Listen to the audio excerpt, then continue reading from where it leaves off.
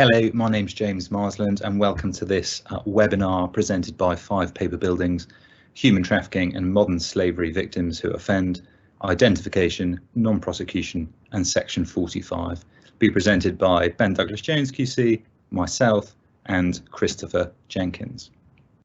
On any view, knowledge of law and practice in relation to trafficking and slavery is now a requirement of proper practice in the criminal courts.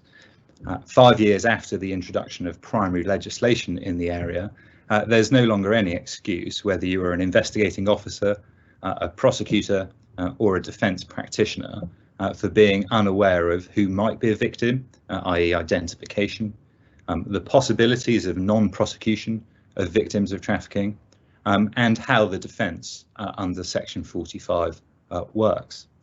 What is more, such issues need to be recognised and addressed early in a case. It's been a difficult and hitherto specialist area, but it is now such a pervasive issue in so many criminal cases that we all need to know how trafficking affects cases, and for example county lines is a good example of that. What was once mitigation or an explanation for offending could now be a reason not to prosecute at all. It could be something which doesn't affect the fact that a prosecution is warranted, notwithstanding that trafficking is established. It could be a defence. It could be a reason to stay proceedings. It could be that it remains simply mitigation. It could even be something which is of little, if any, relevance. An unfamiliarity with the law and procedure can lead and has led to people being prosecuted when they should not have been, and subsequent appeals, and people not being brought to justice when they should be. Ben Douglas-Jones QC, Chris Jenkins and myself can draw on many years of experience in the Court of Appeal and Administrative Court to present this talk on 3 of the areas which have prompted scrutiny of the appeal courts. In practice, the issues affecting human trafficking run into early investigation issues, European legislation, statutory guidance, non-statutory guidance, liaison with the Home Office, interplay with post-conviction asylum cases and screening, and what the courts have recently acknowledged is a special category of abusive process in relation to trafficking cases. And so it may be no surprise that there's now a dedicated practitioner's text for the area, of which Ben is a contributing editor.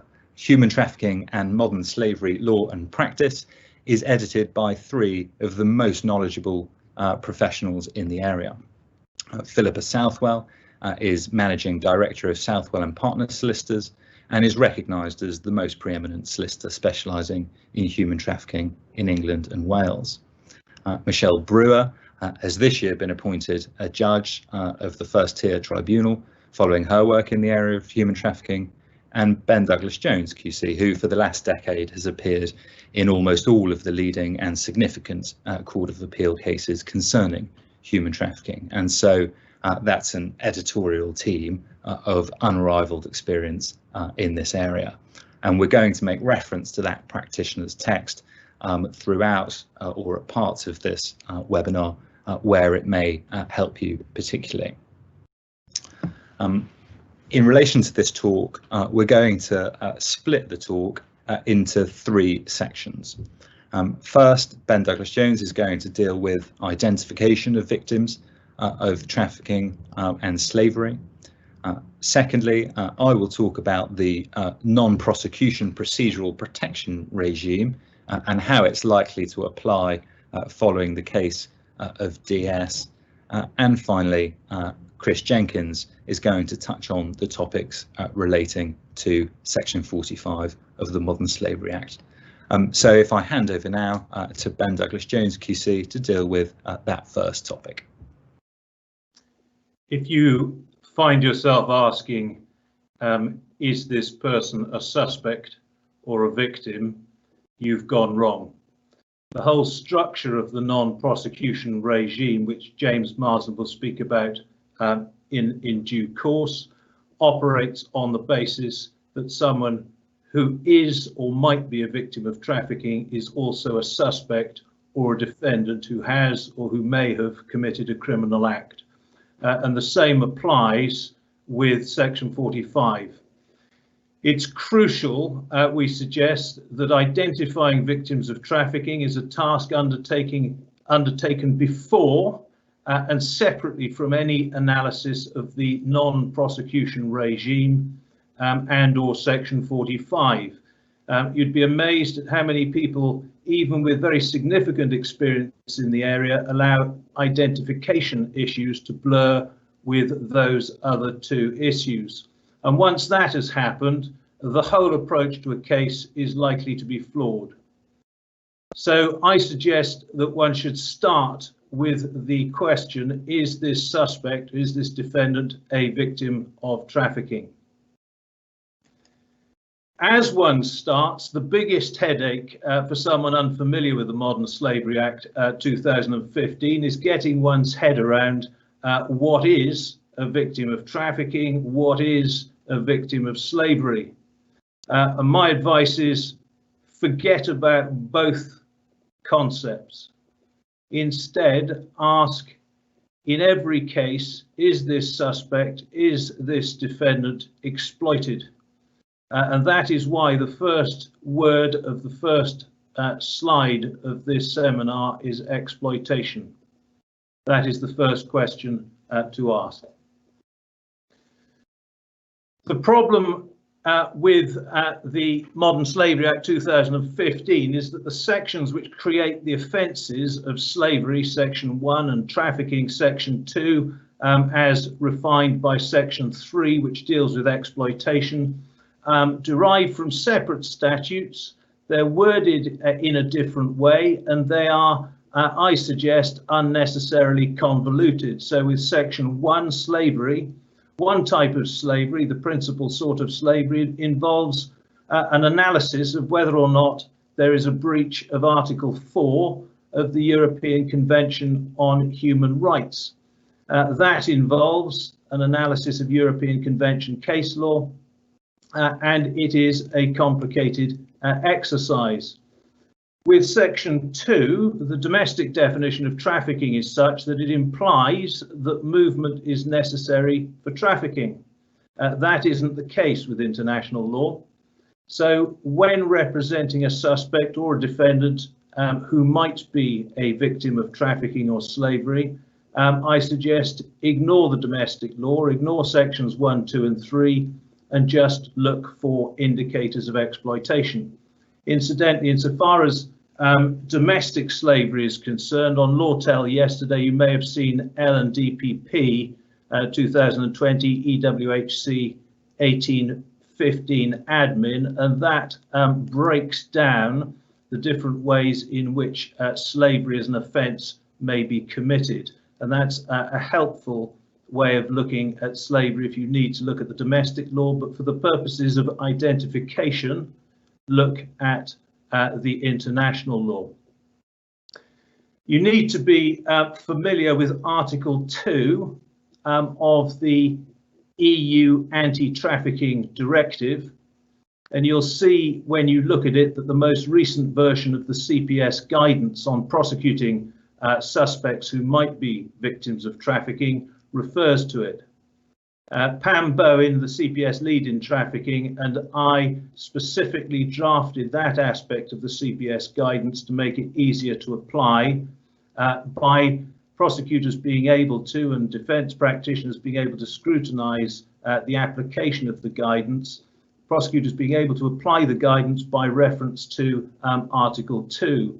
And in the case of D, HHD 2018, Lord Justice Gross endorsed my suggestion with the caveat that it wasn't the product of argument in the case, that Article 2 was the right starting point for the purposes of identification. And in that case, the court where Mrs. Justice Cutts gave the judgment held it is not always necessary, particularly in the context of domestic trafficking, for there to be movement before a person can be identified as a victim of trafficking. Hence the importance of being able to look at Article 2 and not having to confine oneself to Section 2 of the 2015 Act. And she went on to say, when considering the application of the public interest test and how the guidance should be applied, all concerned should consider the definition of trafficking in Article 2. By looking at Article 2, you can then straightforwardly break down trafficking, and I underscore this: trafficking includes slavery. So by looking at Article 2, you can straightforwardly break down trafficking, which includes slavery, into its three component parts: the act or the action, the means, which applies only for those aged over 17, and exploitation, the purpose. And as I've said, the starting point is always exploitation, the purpose. Was this suspect, was this defendant exploited? If so, to what degree was the suspect exploited? And it must be at a minimum, in terms of exploitation, for one of the purposes set out in that right-hand column. So in this context, where one is dealing with a suspect, was he exploited for criminal activities? So for any offence, think county lines, think drug importations, think shoplifting, trafficking, even offences like robbery. Think, was he exploited for criminal activities? Having looked at the purpose, exploitation, then look at the act. One of the reasons, as I've said, that the domestic law is unhelpful in the context of identifying a victim of trafficking is that the domestic law implies that you need movement, whereas you can see immediately by looking at column 1 there that the action or the act required to render somebody a victim of trafficking simply requires that somebody be recruited or harboured or received for exploitation. And so with recruitment and receipt, you don't need movement. Certainly when dealing with receipt and harbouring, you don't need movement for there to be the act made out, certainly on the part of the main instigator of the exploitation. So having looked at purpose, exploitation, and then the act, then look at the means of trafficking and ask whether there was an abuse of a suspect's vulnerability, ask whether he was threatened, whether he was coerced, whether he was deceived into the position whereby he was exploited for criminal activities. If so, the three elements will be made out and he will be a victim of trafficking. Pausing there, I pause to emphasize the fact that all I'm discussing at the moment is whether somebody is a victim of trafficking, not the implications of that. And importantly, with that in mind, if you're, for example, an investigating officer, if you're a prosecutor, do not be afraid to embrace the fact that somebody is a victim of trafficking. There is a misconception that by doing that, you in some way constrain what you can do in terms of prosecution or conviction. Being a victim of trafficking simply enables a suspect to be safeguarded properly. It does not give any blanket immunity from prosecution or conviction, as you'll see from James and Chris's parts of the talk. All you are doing is ensuring that a suspect's rights under the European Anti-Trafficking Convention and the EU Directive are met. That will ensure due process, it will spread the load of responsibility, and it will help you ultimately. And if you are a prosecutor, if you are a police officer, it will mean that any conviction secured is far more likely to be safe. So breaking that down, for the purposes of the international definition of trafficking, as I say, start with exploitation. There needs to be a minimum level of exploitation before it qualifies as a trigger as to whether or not somebody is a victim of trafficking. but where somebody is exploited for criminal activities, that will suffice. And that's self-evidently significant because it may include many secondary participants in a criminal enterprise. It will include many county lines drug dealers when they are exploited, as they usually are, by those further up the chain. You'll see that the EU directive, which includes a refined definition from the original definitions of trafficking in the other international instruments, the Palermo Protocol and the European Anti-Trafficking Convention, imposes a duty on the UK to make it an offence if somebody is recruited or harboured or received for the exploitation.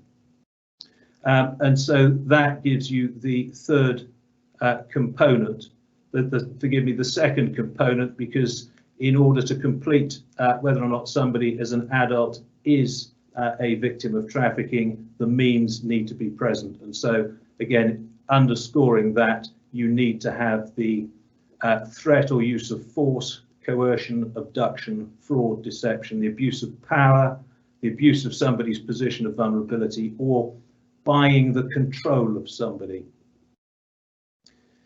As to how the abuse of position of vulnerability has to play out to make someone a victim, the person, in this case the suspect or the defendant, would have to have no real or acceptable alternative but to submit to the abuse involved. That standard is often overlooked when considering whether or not an adult is a victim of trafficking. And because it's so often the case that the means of trafficking are an exploitation of the position of vulnerability and the abuse of the position of vulnerability, that standard is crucial, and it is importantly a high hurdle. Again, I emphasize the fact we're still only discussing identification of victims of trafficking, not what the implications of that are in terms of prosecution or non-prosecution or Section 45. But in that context, so in the context of identification, consent is irrelevant. So in other words, if you've got a 20-year-old street dealer who's exploited so that he commits an offence, by being recruited, the act for the purpose, the carrying out of criminal activities, by means of abuse of his position of vulnerability so that he has no real or acceptable alternative, it doesn't matter that consent is present, it doesn't matter that he consents to the criminal activities, he will still be a victim of trafficking. Now, with a child, you do not need any means. So with anybody under 18, you do not need the means of trafficking for somebody to be a victim of trafficking. All you need is this. So your 17-year-old county lines dealer will almost always be recruited for exploitation by carrying out criminal activities. He will almost always, therefore, be a victim of trafficking. As I say, at the identification stage, that should be embraced. And what it does not mean is that he should not be prosecuted. There is no automatic immunity. So to summarise from that position, when you're considering whether an exploited or possibly exploited suspect or defendant is a victim of trafficking, go straight to the international law, Article 2 of the EU Directive. Slavery is encompassed in trafficking in international law. You don't have to worry about separate concepts. You don't have to worry about movement as long as one of the other acts or actions is present. It's now commonly understood, although it might not have been even 2 years ago, certainly 5 years ago, it wasn't widely understood that trafficking can take place through domestic exploitation in England and Wales. No international movement is necessary at all. So it can involve indigenous people as well as people from other countries being exploited. So in other words, an ordinary criminal who's recruited or harboured or received for exploitation can be a victim of trafficking. And importantly, trafficking comes in different guises. So somebody may be an economic migrant when he arrives in the United Kingdom. In other words, he may have been smuggled from abroad into the UK and not trafficked.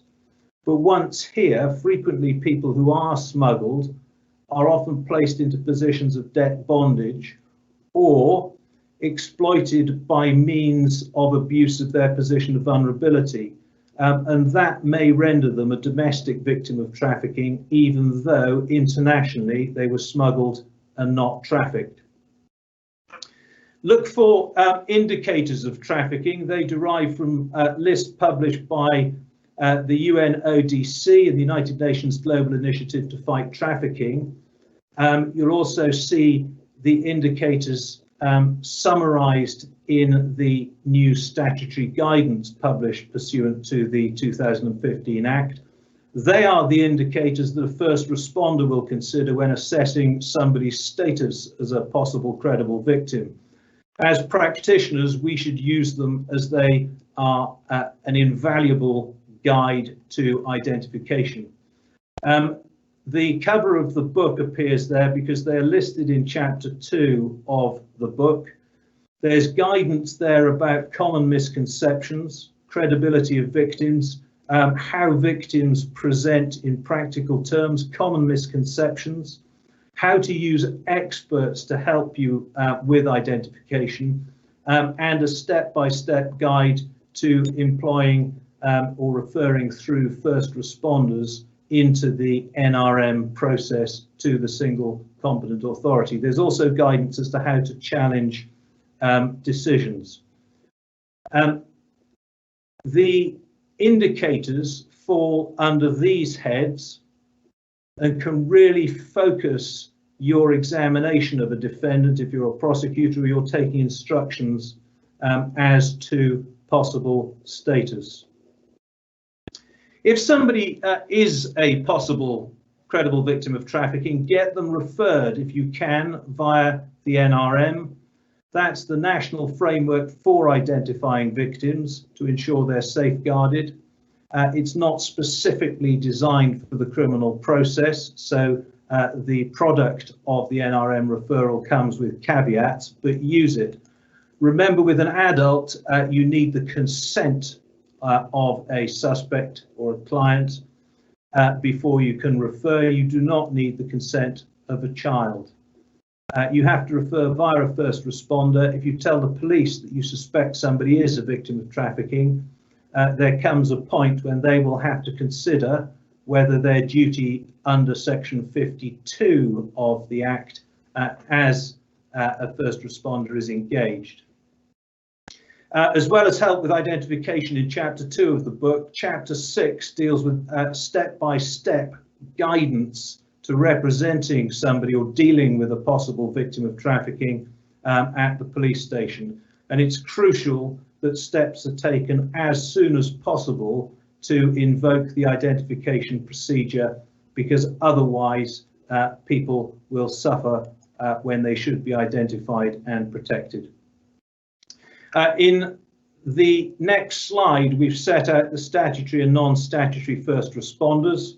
They are obviously there for specific sorts of possible victims, and it's worth having that list at your fingertips. It's also worth remembering this, that as lawyers, we have every excuse to get somebody else to do the job for us. We have every excuse to get somebody else to identify victims for us. When somebody is seeking assistance vis-a-vis immigration or asylum, look at any Secretary of State decision as to status.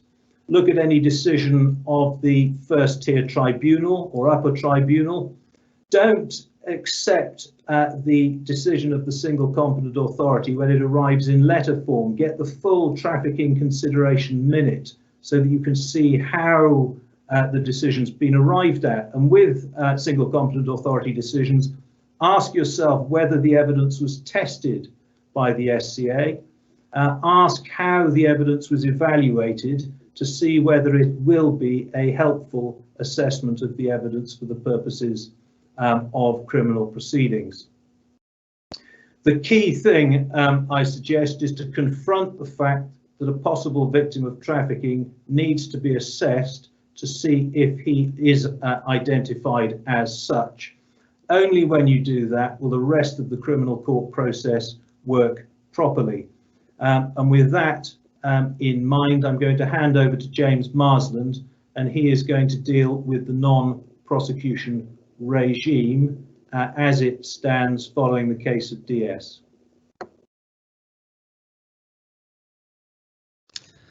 There are a number of topics that we'll cover in this section. The discussion of non-prosecution of victims of trafficking begins with European legislation, namely the Council of Europe Convention on Action Against Trafficking in Human Beings and the EU Anti-Trafficking Directive. So we'll refer briefly to the Convention and the Directive, and then go on to cover an important aspect of UK compliance with the Convention and the Directive, that is the CPS guidance on prosecuting suspects who may be victims of trafficking. And then, as Ben has said, we'll cover the latest cases of significance, namely DS and the case of A, for which judgment is currently reserved but eagerly anticipated.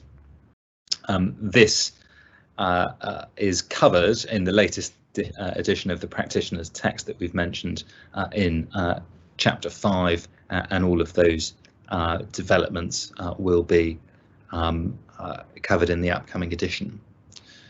So starting then, as we ought to, with the convention, the non-punishment provision under Article 26 sets out each party shall, in accordance with the basic principles of its legal system, provide for the possibility of not imposing penalties on victims for their involvement in unlawful activities to the extent that they have been compelled to do so. So prior to the Modern Slavery Act 2015, and as mentioned in numerous authorities predating the Act, including N and L, the observation of the UK's convention obligation at that time was normally achieved by the proper exercise of the long-established prosecutorial discretion, which enabled the CPS, however strong the evidence was, to decide that it would be inappropriate to proceed or to continue with the prosecution of a defendant who was unable to advance duress as a defence, but who fell within the protective ambit of Article 26 of the Convention. So in short, an aspect of the UK complying with its obligation under the Convention was the CPS deciding not to prosecute people. So we immediately see that the CPS guidance to prosecutors as to how to exercise that discretion is of real significance in complying with the Convention and then subsequently the Directive. That's of significance both to prosecutors in applying that guidance correctly, and also defence practitioners in making representations to the prosecution as to how to exercise that discretion. So the importance of the discretion not to prosecute subsequently was made clearer in the Directive, which set out that member states shall, in accordance with the basic principles of their legal systems, take the necessary measures to ensure that competent national authorities are entitled not to prosecute or impose penalties on victims of trafficking, and so on and so forth, and refers to Article 2, which Ben has been through. It's important not to forget that this area of law begins in Europe. That helps to properly place the importance of the CPS guidance in complying with those international obligations, and also having this European genesis in mind helps in understanding where criticism of the CPS guidance might begin from.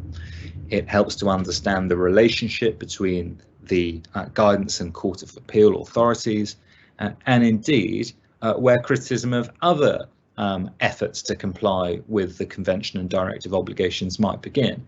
For example, Schedule 4 of the Modern Slavery Act 2015, which we'll come to.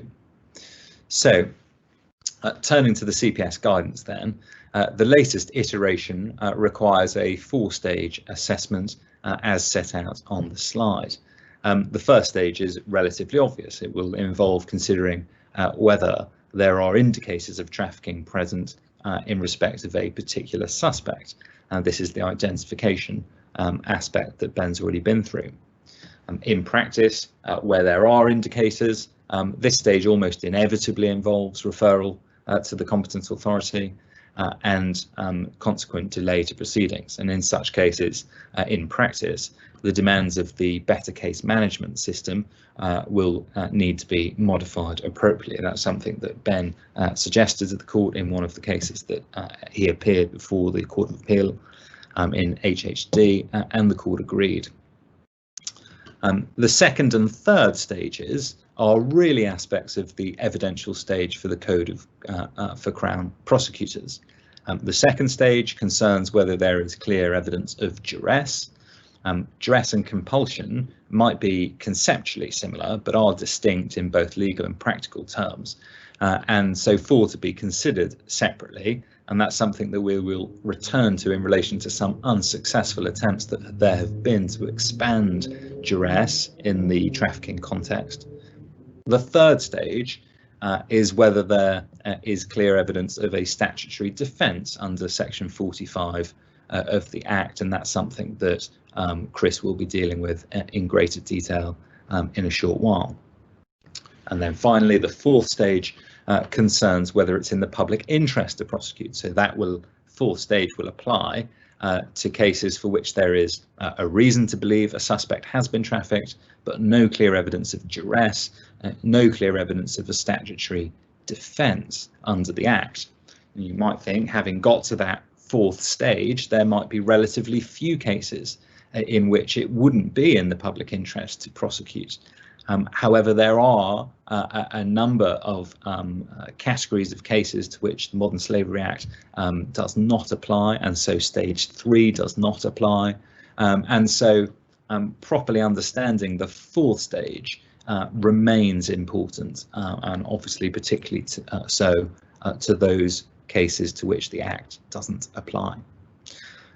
So with Ben having dealt with identification, we can go straight to stage 2. And duress. Of course, duress is a long-established defence in law. However, it's been revisited on a number of occasions in recent times, not all to do with trafficking, but largely concerning the type of threat that might qualify. It's not difficult to see that the requirements of duress might have a particular relevance to trafficking, however, and there have been a few attempts to extend the definition of duress in trafficking. They have been unsuccessful, however. Just to give a few examples, false imprisonment is of obvious relevance to trafficking, and in the 2012 case of Van Dow, which concerned trafficking, the Court of Appeal made obiter remarks as to its provisional view that false imprisonment of itself was not enough. There had to be other, perhaps more traditional features, such as death threats present as well. Another more ambitious effort to expand duress in the trafficking context was made in the important case of Joseph.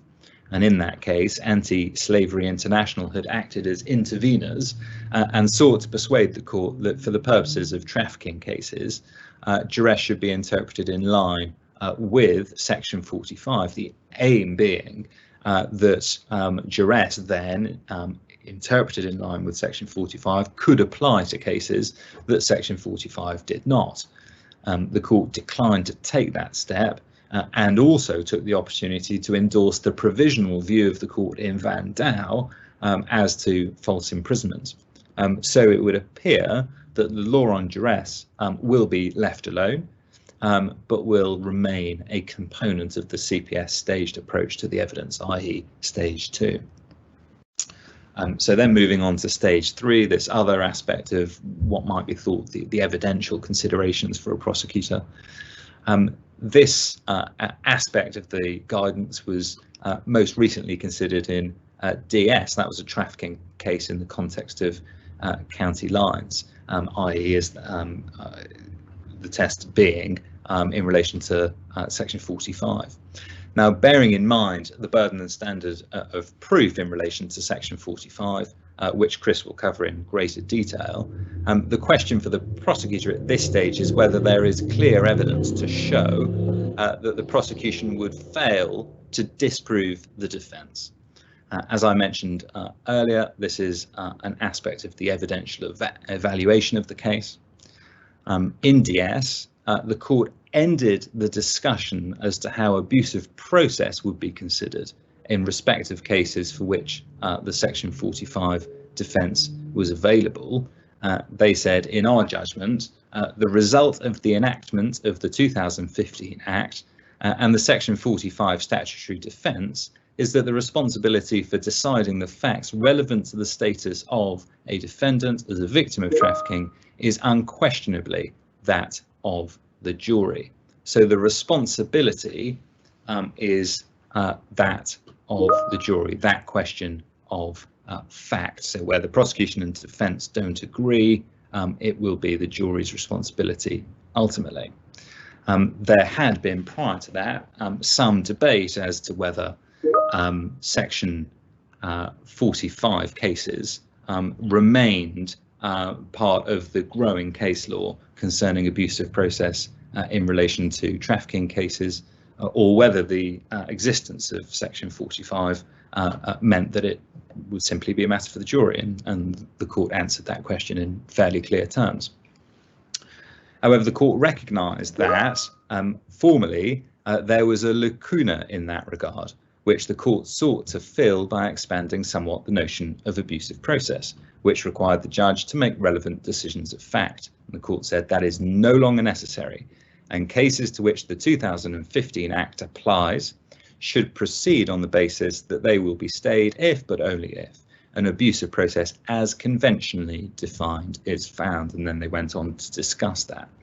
So therein, in that last quote, is the acknowledgement that there had indeed been a special category of abuse relating to trafficking cases, something which the court had been a little coy about in some other judgments.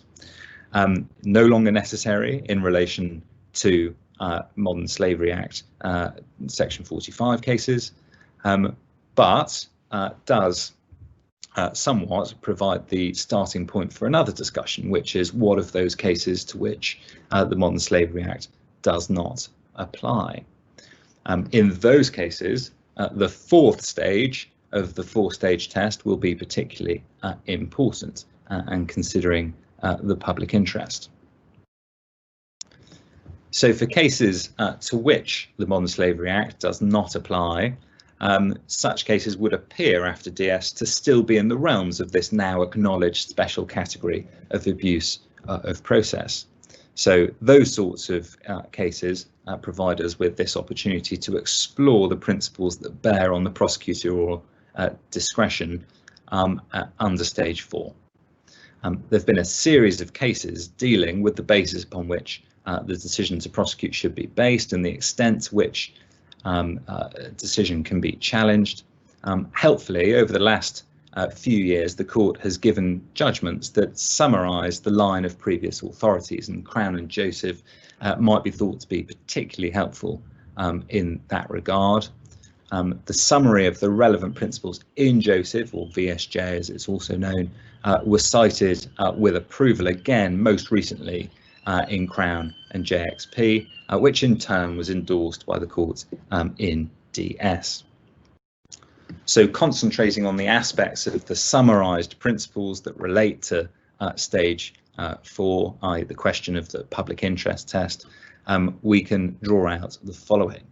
That there is no blanket immunity from prosecution for victims of trafficking, something that Ben touched on earlier. That a careful and fact-sensitive exercise in the prosecutorial discretion will be needed. And on that, these cases can be genuinely difficult to make a judgment about. Decisions of the first tier tribunal and the competent authority do not bind the court, but will be respected unless there is good reason not to do so. And this is perhaps associated with a hair that was set running in Joseph, which we'll return to in a few moments. The prosecutorial decision will consider a number of factors, including the seriousness of the offence, the dominant force of compulsion from trafficking, the nexus of compulsion to the trafficking, and the ultimate decision in relation to the public interest will be whether the trafficking extinguishes or significantly diminishes culpability so that prosecution is not in the public interest. Alternatively, in other cases, the trafficking context may simply provide mitigation, or in still other cases, may do no more than provide a colourable excuse for criminality unconnected to the trafficking. So all of those phrases, for example, colourable excuse or extinguishing or significantly diminishing culpability, are all found amongst the various judgments in the authorities that have been helpfully distilled in Joseph and then subsequently approved in JXP and then DS. Returning briefly to what I described as the hair set running in Joseph, relating to the competent authority decisions, those decisions can often become a significant point of debate in a case. And in Joseph, there appeared to be an element of judicial frustration with the varying quality of decisions made by the competent authority and the extent to which expert evidence was helpful or reliable or even expert in this particular context. And the court thus encouraged prosecutors to examine the cogency of the evidence on which the competent authority had relied. And the court have on several occasions stated that the decision of the competent authority is not binding in relation to the prosecutorial discretion, however, have urged respect for the decision of the competent authority and a certain degree of caution before departing from it. So that steer from the court has been incorporated into the latest iteration of the CPS guidance, which has, perhaps unsurprisingly, in turn been endorsed by the Lord Chief Justice in the case of DS, and this is an example of the interplay between the CPS guidance and the Court of Appeal in the field of trafficking. The court have also commented on the weight to attach to such decisions, such as in the case of MS Pakistan, which Ben mentioned earlier.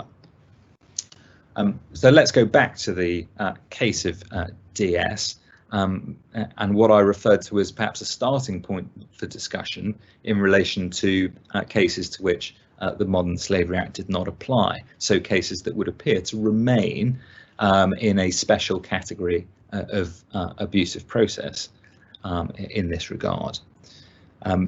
As we covered earlier, no longer necessary in relation to cases to which the Modern Slavery Act does apply, no longer necessary to have a special category of abuse, but will be relevant, this special category, to cases that it doesn't apply. We've explored those principles in terms of, for example, cases that predate the Modern Slavery Act. Are there other types of cases? Well, DS concerned a county lines drugs case to which Section 45 defence applied, as possession with intent to supply Class A drugs is not excluded by Schedule 4, and so that was why the court was able to make that relatively clear or completely clear pronouncement on the special category of abuse vis-a-vis those sorts of cases. But what of cases to which Section 45 does not apply by virtue of Schedule 4? And this is an issue that may have been further confused by Parliament not quite having the confidence in the interplay between Section 45 and Schedule 4, because they said 7 times during the debates that the CPS guidance would need to remain in place. The issue here is that by virtue of Schedule 4, Parliament has decided that there are various offences that are too serious to be covered by a Section 45 defence. Having such a blanket exclusion is not reflected in the Convention or the Directive. So for those cases, how is the UK meeting its Convention obligations? Is it doing so by the special category of abuse applying to them? This is yet to be decided, but avid listeners won't have to wait long. The case of A has recently been heard on exactly this issue, and judgment is reserved. A further type of appeal case may be those where significant information in relation to trafficking becomes known post-conviction through no fault of the eventual appellant. A Section 45 defence is not a huge amount of protection post-conviction, and Crown and A may decide whether this should remain as an avenue of appeal. Such fresh evidence cases, we might call them, to which Section 45 would have applied, require the four-stage test to be considered again, but effectively in hindsight.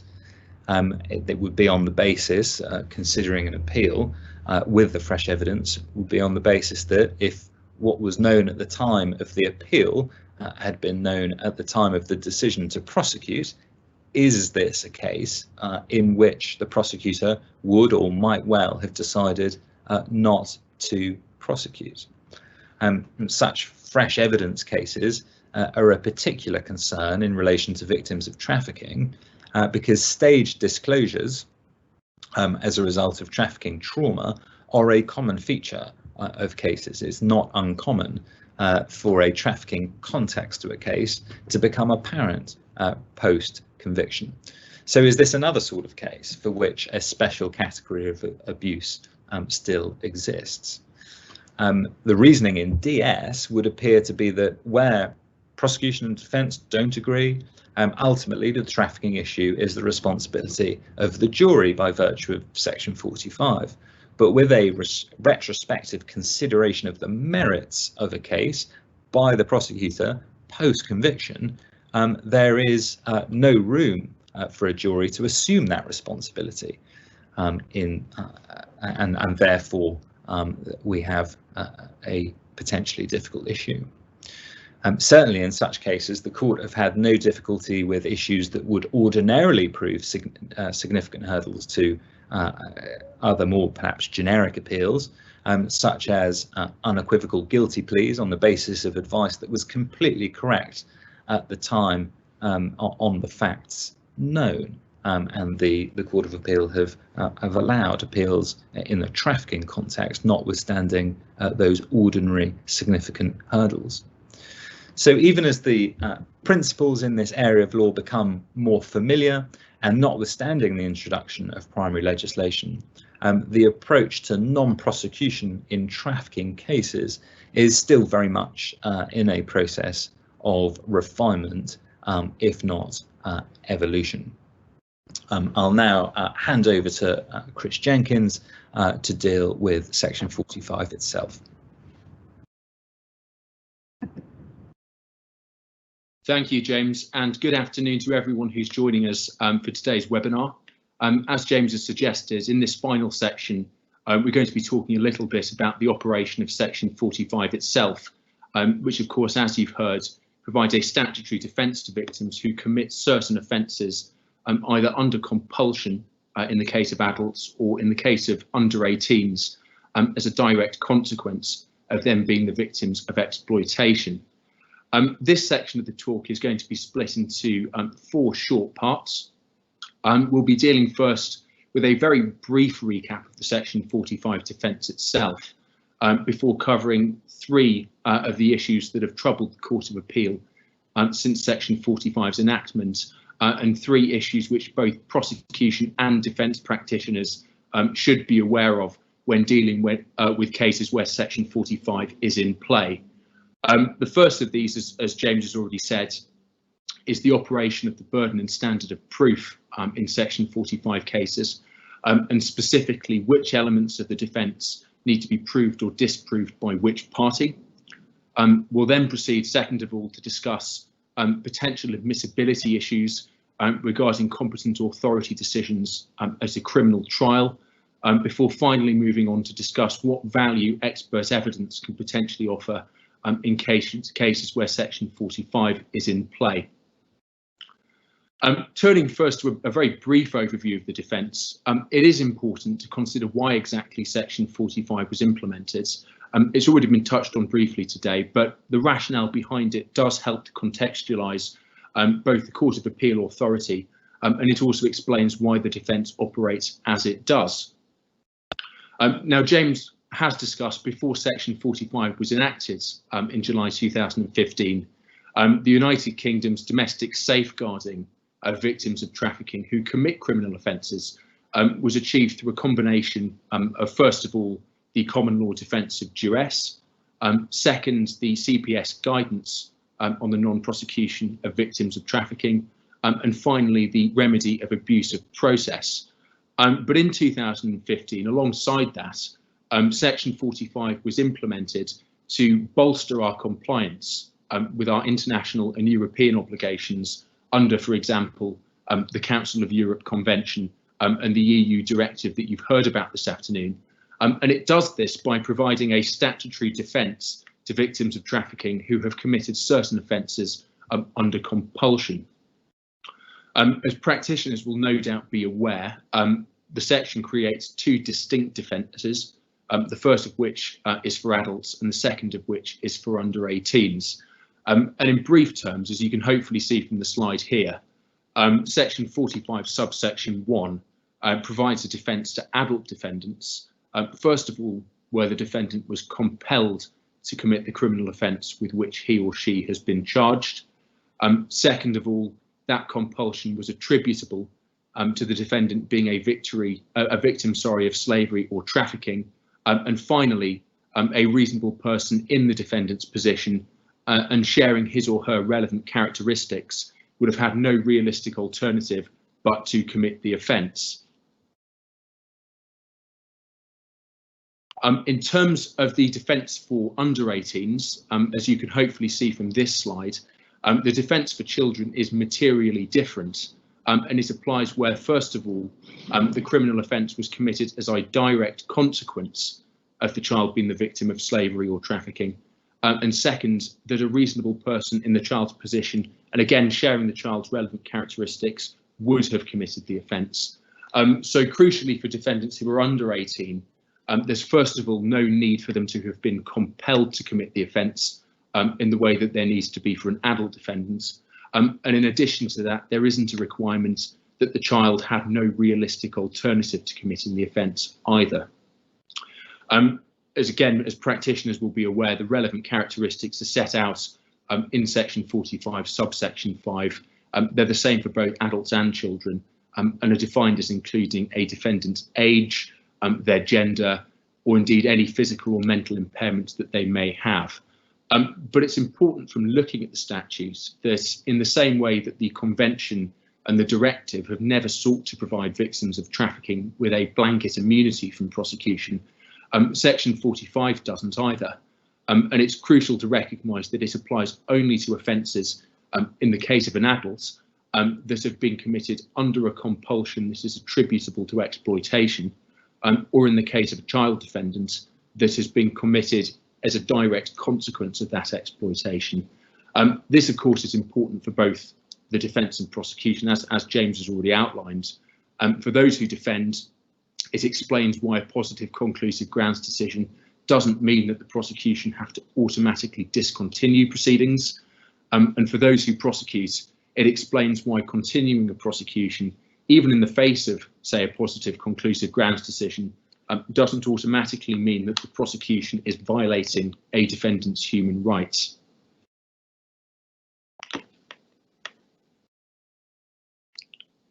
Now, the first main topic to cover in the context of Section 45, as you can see from this slide, is the rather fundamental question of the burden and standard of proof.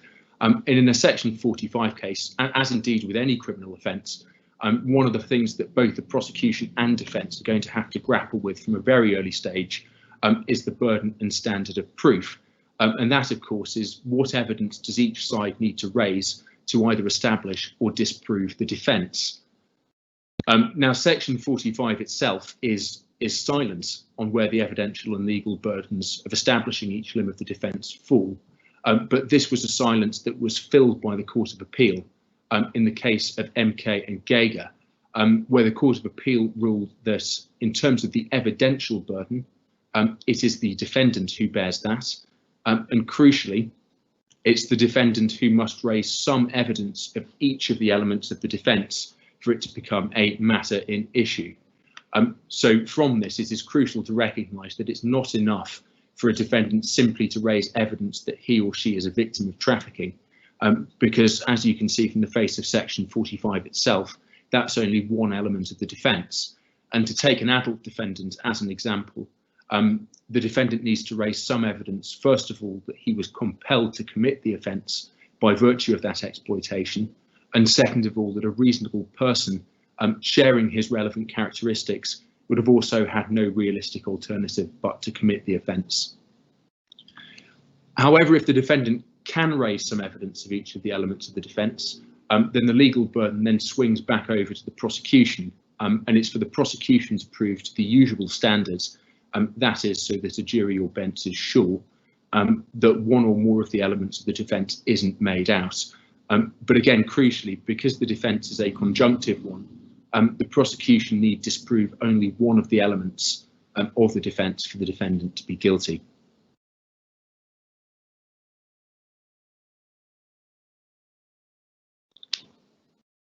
The second issue to perhaps consider in the context of a Section 45 defence at trial is the use that can potentially be made of a decision of the single competent authority. Now, in cases where there has been a positive conclusive grounds decision from the competent authority, it's plainly common at trial for that decision, and indeed sometimes the underlying material, to be the subject of, say, a Section 10 admission agreed between the parties that's then put before the jury or bench as agreed evidence. Now, of course, it varies from case to case, but in some cases an agreed fact to that effect is going to do all of the defendant's legwork in satisfying the evidential burden of the defence. And in cases like that, it can mean that the prosecution essentially end up snookering themselves through agreed facts. But more than that, the admission of a competent authority decision by way of a Section 10 admission also ignores the fact that there may well be serious question marks about the admissibility of a single competent authority decision in the first place, given as they do address questions that actually fall firmly within the province of the jury. It is important to stress that in terms of appellate authority, the jury is currently out on whether or not single competent authority decisions are admissible at trial. It's a question that hasn't been explicitly resolved by the Court of Appeal, and indeed the court refused to be drawn on the issue in the case of DS, but it is an issue that's going to be addressed later this year in a case called M, which is going to be heard in the administrative court in November. But at present, subject to any appellate authority to the contrary, our view is that in the vast majority of cases, a decision of the single competent authority isn't admissible. And indeed, they're being put before juries as a fact, when in reality, it's the jury who should be deciding the facts relevant to the defendant's trafficking status. And we'd suggest that, again, contrary to any appellate authority to the contrary, that the conclusion of the competent authority is arguably, and in the sense of the criminal procedure rules, a non-expert opinion, usually of a single individual, based either on untested hearsay evidence on the papers, or even in referrals where a defendant is interviewed, the untested self-serving account of an individual who, without wanting to sound cynical about it, but who will almost inevitably have a vested interest in being identified as a victim of trafficking. And it's from those issues that the question marks regarding the admissibility of SCA decisions arise. And again, as I say, while there's been no express appellate authority on the point, the slide that you can hopefully see addresses some comments by the Court of Appeal, made obiter, of course, but that do expressed doubts as to the potential evidential limitations of a single or competent authority decision. In the case of SG, the Court of Appeal, although noting that the admissibility question wasn't one that the court needed to resolve in that appeal, did make obiter comments that it was unlikely that the decision of a competent authority, or indeed its reasoning, would be admissible in a criminal trial. And similarly in the case of MS Pakistan, which James mentions in a slightly different context, although the question again wasn't relevant to the appeal, Lady Hale did highlight the limitations of the NRM process as being a paper exercise. Now that of course isn't to say that there are never elements of the competent authority decision that are capable of admission, and indeed the case of SG is a good example of this. Because this itself was a case where the Court of Appeal remarked that in that case, on the facts, it was overwhelmingly likely that in the interest of justice and fairness, the Crown would have been required to make admissions as to their recognition of the defendant as a victim of trafficking. And it's also certainly not to detract from the importance of a competent authority decision in the proceedings generally. As both James and Ben have discussed today, it can be an important and vital consideration for the prosecution when considering whether or not to continue proceedings. And of course, the prosecution at that stage are entitled to consider material notwithstanding any admissibility issues that it may face at trial. But the point from all this is that subject, of course, to any appellate authority ruling to the contrary, it does seem a real likelihood that practitioners are going to have to focus on whether the underlying evidence behind the competent authority decision should be admitted, and if so, how to get that underlying evidence behind the decision admitted, rather than simply seeking to put it before the jury by way of an agreed fact. And the likely repercussions of this are seemingly that it's going to lead to more and more defendants having to get into the witness box if they want to rely on Section 45 and discharge the evidential burden that's on them.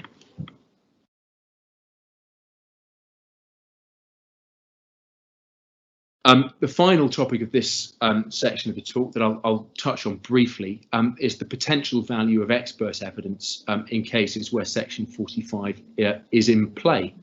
Now, as in any case, let alone Section 45 cases, the deployment of expert evidence is always, of course, going to be highly fact-specific. But as you can hopefully see from this slide, there are a range of different types of experts that might be of assistance, particularly for defence practitioners, when looking for ways to discharge the evidential burden in respect of each limb of the defence. So to use the first bullet point as an example, in many cases, psychiatric evidence may well be of assistance, because of course one of the issues under the Section 45 defence is whether a reasonable person in the defendant's position, and indeed with the defendant's relevant characteristics, would have had no alternative but to commit the offence. So if you're dealing with a case where, for example, your client suffers from a recognised mental illness or condition that may affect their susceptibility or response to compulsion, expert psychiatric evidence to that effect, explaining how a reasonable person with that same condition may be affected by pressure, or indeed may be more susceptible to coercion, may be of considerable assistance for a defendant when presenting his or her case, and certainly go a long way to discharging the evidential burden in respect of the Section 45 case itself. Again, to use country evidence as a different example, it's obviously plainly very fact-specific, but in some cases the jury might well be assisted by, for example, evidence from an expert in South Vietnamese culture, about how someone living in South Vietnam can potentially find themselves ensnared in debt bondage and trafficked over to the United Kingdom. It hopefully goes without saying this, any such evidence must still abide by the usual rules regarding expert evidence in criminal proceedings. And a particular issue to be alive to, and one that's touched on the next slide, is that it's also crucial that this expert doesn't go beyond his or her remit and start proffering opinions as to whether he or she thinks that the defendant's account is credible, because of course that's an issue for the jury and something that at trial is likely to lead that aspect of the evidence at least being rendered inadmissible.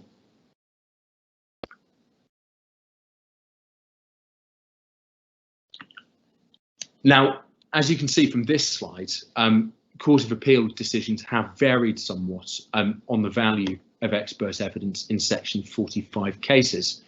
At the top here, we have a selection of cases where the Court of Appeal has ruled that expert evidence has had little or no value.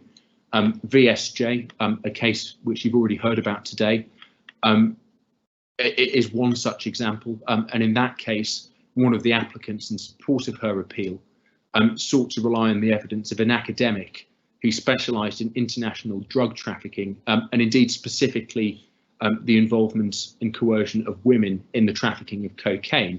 And as part of that report, she gave evidence that the applicant's account of being a drug mule was both plausible and credible. But indeed, in that case, the Court of Appeal, in agreement, it must be said, with the Crown's position, ruled that the expert's evidence wasn't admissible and simply amounted to speculative hearsay. But if you have to look at the bottom hand of the screen, on the other hand, we've got cases where the Court of Appeal has ruled that expert evidence has actually been of value. So in the case of JXP, for example, another case which you've heard about in a different context today, that case involved, as part of the appeal, a psychiatric assessment of the appellant, which diagnosed a severe depressive episode. And indeed, the conclusion of the expert was that the trauma that the appellant described during the consultation, including being trafficked and subjected to bonded labour, were precipitants for that illness. And that was a case where the Court of Appeal did place weight in the evidence of the expert. I appreciate that although these authorities may at first blush appear to paint a slightly unclear and inconsistent picture about the utility of expert evidence in Section 45 cases, the position actually seems to be just that each case, as is the case in any element of criminal proceedings really, but is nothing more than highly fact specific. These are not cases that are authority that expert evidence will always be of value, and nor indeed that they never will be. But instead, when dealing with Section 45 issues, the decision as to whether or not to deploy expert evidence needs to be made on a case-by-case basis, with a firm focus, of course, on whether the evidence is going to assist the jury and whether or not that evidence is going to be intruding into the jury's remit. But in some cases, we suggest that expert evidence can be of significant assistance and is definitely something that should be explored in terms of potentially discharging the defendant's evidential burden.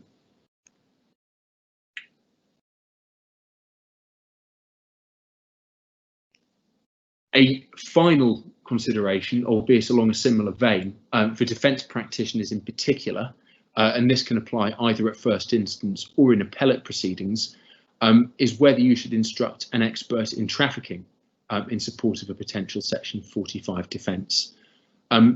If it's an appropriate case, the sorts of topics that these experts can address include the reasons and methods behind which victims of trafficking are exploited, what the indicators of criminal exploitation may be, again a topic covered earlier in the talk, and indeed the plausibility of the account given by the victim by reference to other objective information such as their medical or psychiatric background. And indeed it was that sort of evidence that was of particular use in the case of JXP.